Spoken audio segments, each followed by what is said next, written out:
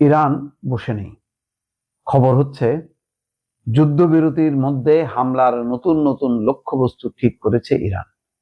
একদিক দিয়ে ভালো হয়েছে, এই যে যুদ্ধবিরতির কারণে ইরান একটু দম নেওয়ার সুযোগ পেয়েছে। ইরান তার শক্তি বাড়িয়েছে। ইরান ইতিমধ্যে রাশিয়া এবং চীনের সাথে সম্পর্ক জোরদার করছে, সামরিক সম্পর্ক। রাশিয়া প্রকাশ্যে বলেছে যে যে কোনো পরিস্থিতিতে রাশিয়া ইরানের পাশে থাকবে। এই বার্তাটা খুব কঠিন বার্তা, যার কারণে সব কিন্তু এখন থমকে গেছে। মানে আবারও দ্বিতীয় দফা হামলা করবে ইরানে, এটা সহজ হচ্ছে না। সম্ভবত এইসব পরিস্থিতির কারণেই নেতানিয়াহু ছুটে গেছে যুক্তরাষ্ট্রে। তো কেন গেছে? ওই যে একটা অচল অবস্থা, কি করবে এই পরিস্থিতিতে। সুতরাং এখন আমেরিকার পাশাপাশি ইসরায়েলও কিন্তু মহা সংকটের মধ্যে পড়ছে।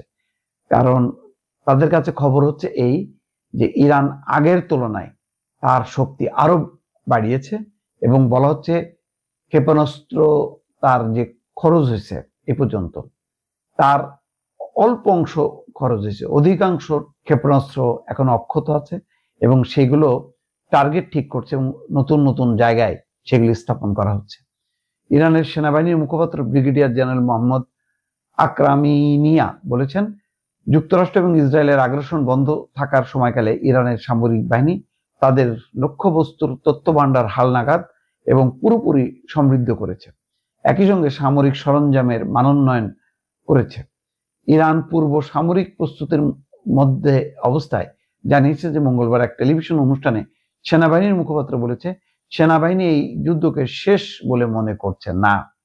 সুতরাং তারা কিন্তু পূর্ণ প্রস্তুতি নিয়েছে এবং এই যুদ্ধবিরতির মধ্যে তাদের এই প্রস্তুতিটা ভালোভাবে সম্পন্ন হয়েছে, যার বহিঃপ্রকাশ কিন্তু দেখাও গেছে। তেহরানে বিশাল ক্ষেপণাস্ত্রের শোডাউন তারা দেখিয়েছে এবং হাজার হাজার ইরানি করতালি দিয়ে, স্লোগান দিয়ে এই যুদ্ধে ইরানের সেনাবাহিনীর সঙ্গে তাদের একাত্মতা প্রকাশ করেছে।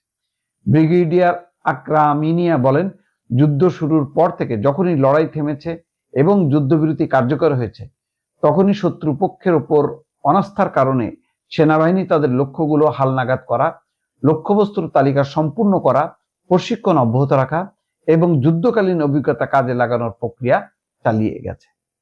এই সেনা কর্মকর্তা বলেন, সেনাবাহিনী তাদের সামরিক সরঞ্জাম উৎপাদন, মানোন্নয়ন উভয়ের কাজ করেছে এবং ইরানের জন্য পরিস্থিতি মূলত এখন যুদ্ধকালীন অবস্থার মতোই আছে।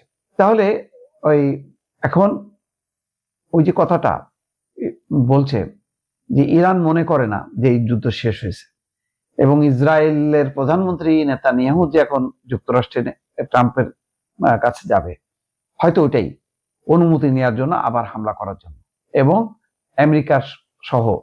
কিন্তু এই পর্যায়ে আমেরিকা যুক্ত হবে কেন সন্দেহ আছে। ইতিমধ্যে যে খবর প্রকাশ হয়েছে, 40 দিনের যুদ্ধে তাদের $25 বিলিয়ন মার্কিন ডলার খরচ হয়েছে। এই বাড়তি ব্যয়টা ইরানের আমেরিকার জনগণ কিন্তু মেনে নেবে না, কারণ মূল্যস্ফীতি সেখানে বাড়ছে, জিনিসপত্রের দাম বাড়ছে, জ্বালানি তেলের দাম বাড়ছে, সেটা আমেরিকার জনগণ ভালোভাবে নিচ্ছে না এবং ট্রাম্পের উপর অসন্তুষ্ট হচ্ছে। আর অসন্তুষ্ট চলতে থাকলে মধ্যবর্তী নির্বাচন বা আগামী নির্বাচনে এর একটা প্রভাব পড়বে। ট্রাম্প বুঝতে পেরে এখন কিন্তু এই যুদ্ধের বদলে আলোচনার মধ্য দিয়ে কিভাবে জয়যুক্ত হওয়া যায় সেই চেষ্টা করছে।